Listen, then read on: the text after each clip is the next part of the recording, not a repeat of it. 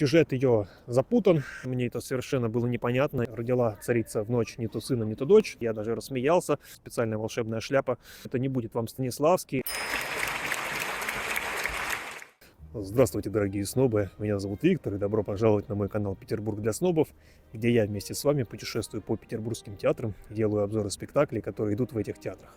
Сегодня мы идем в Педагогический университет имени Герцена на любительский спектакль «Зеленая птичка» по мотивам пьесы Карло Гоцци, итальянского драматурга, который жил в XVIII веке. Это сказка с завораживающим началом, трагической серединой и счастливым концом. Сюжет ее запутан.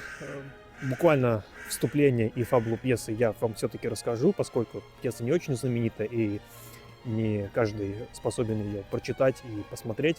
В ней рассказывается о том, как королева родила двух близнецов, брата и сестру, но ее свекровь очень не любила невестку и поэтому объявила своему сыну, королю, который был в военном походе в это время, что родила царица в ночь не то сына, не то дочь, то есть вместо детей родила двух щенят. Она приказала их утопить, а женщину убить. Но добрый придворный так не сделал, он сохранил жизни тем и другим, и этих детей взяла на воспитание обычная женщина, жена колбасника, но дети выросли не очень порядочными людьми, и, собственно, начитавшись философских книг, они забили себе голову всякой ерундой, и из этого завязывается сюжет, который, как и в любой нормальной сказке, оканчивается счастливо. Мне кажется, что сегодня пьеса будет в сокращении, поскольку объявлено, что она будет идти всего 1,5 часа. Но надеюсь, что основной сюжет и основная идея сказки будет сохранена. Ну, а так ли это, мы давайте уже пройдем.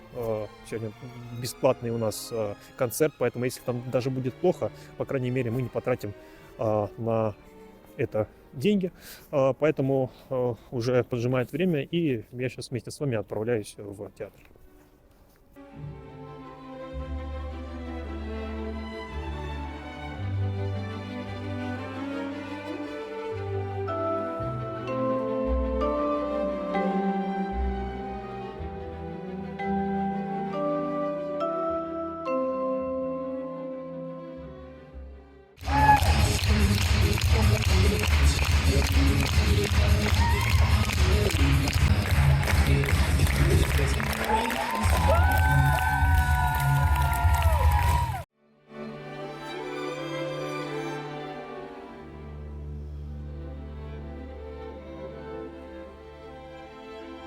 Итак, друзья, у нас закончился спектакль. Он прошел чуть больше, чем 1,5 часа, но так как в начале режиссер и преподаватель этой мастерской взяла вступительное слово, поэтому сам спектакль фактически длился 1:30 минут. На удивление, он был с весьма незначительными сокращениями, по крайней мере, практически все принципиальные места были оставлены, и те сокращения, которые произошли, за исключением, может быть, конца пьесы, были практически без потерь. Это хорошо. В целом, мне понравилось представление, мне понравилась концепция данного спектакля. В начале спектакля режиссер вышла и сказала, что у них принципиально этот спектакль был поставлен в стиле комедия дель арте, то есть это некое подобие водевиля, когда в целом комедийный сюжет перемежается с песнями, плясками, и часто идет прямое обращение к публике. Но, несмотря на то, что сама концепция спектакля, как и сказал режиссер, это не будет вам Станиславский, это не будет вам драматургия Шекспира или Чехова, это будет такой некий фарс. Мне он зашел, это было интересно смотреть, и даже пару раз мне захотелось рассмеяться, я даже рассмеялся.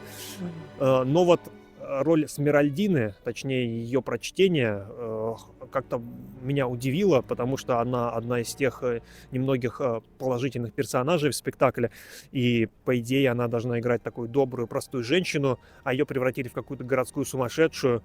Не знаю, как-то вот мне это совершенно было непонятно. И это, наверное, было самое значительное место, которое мне не понравилось в спектакле. А так могу сказать, что я получил некоторое удовольствие. Особенно мне понравились молодые и очень живые девушки. Насколько я понимаю, это студенты РГПУ имени Герцена, которые учатся на актерское дело. В общем, оценил бы я этот спектакль на 7 из 10.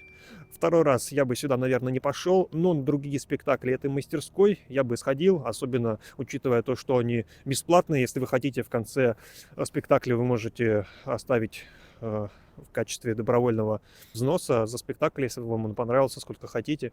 Для этого придумана специальная волшебная шляпа. Поэтому буду следить за объявлениями и обязательно еще, наверное, мы сюда сходим на какой-то другой спектакль, может быть, тоже в стиле водевиль, комедия дель арте. Итак, друзья, обязательно ходите в театры. Если вам видео понравилось, то поставьте лайк, напишите комментарий, подпишитесь на канал. На этом я с вами не прощаюсь. Я говорю до скорых встреч и до новых спектаклей. Прекрасно, прекрасно, понимаешь? Все это прекрасно. Вот это возражения какие-то были, по-моему, нет? И специально сделанные якобы что? Ну, неважно, короче. Да, я буду сейчас идти медленно тогда. Они обученные, это обученные. Я вот тоже, знаешь, много чему